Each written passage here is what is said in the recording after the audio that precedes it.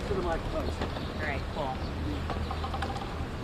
So 2 months ago, the federal government issued me a subpoena as here at this to appear before this courthouse, before the grand jury.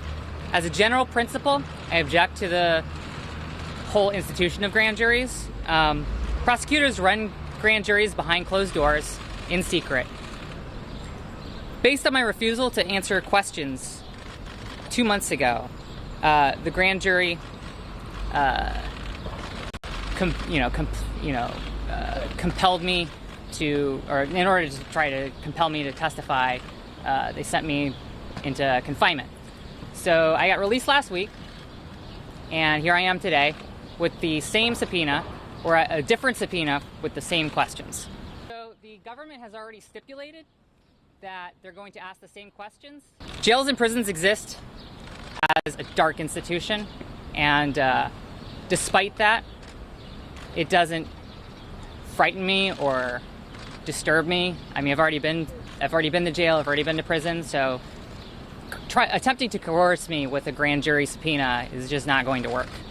And so we both agreed to waive. I will not cooperate with this or any other grand jury. So it doesn't matter what it is or what the case is, I'm just not going to comply or cooperate. Facing jail again, potentially today, doesn't change my stance. The prosecutors are deliberately placing me in an impossible position. Go to jail and face the prospect of being held in contempt again, or in the alternative, foregoing my principles, the strong positions that I have, that I hold dear. And the latter is a far worse prison or jail than the government could ever produce. The truth is that no matter what happens today, whether I'm placed in confinement or not, I'm not going to comply with this grand jury. Ultimately, this is an attempt to place me back in confinement. I think that the questions are the same questions that I was asked before the court-martial in 7-8 years ago.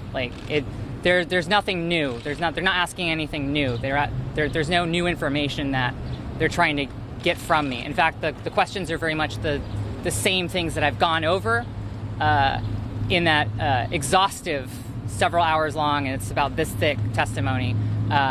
So I think that ultimately the goal here is to really, relitigate the court-martial from my perspective. How long are you prepared to do this for? Keep going before grand juries are not going to answer this question? Forever. Indefinitely.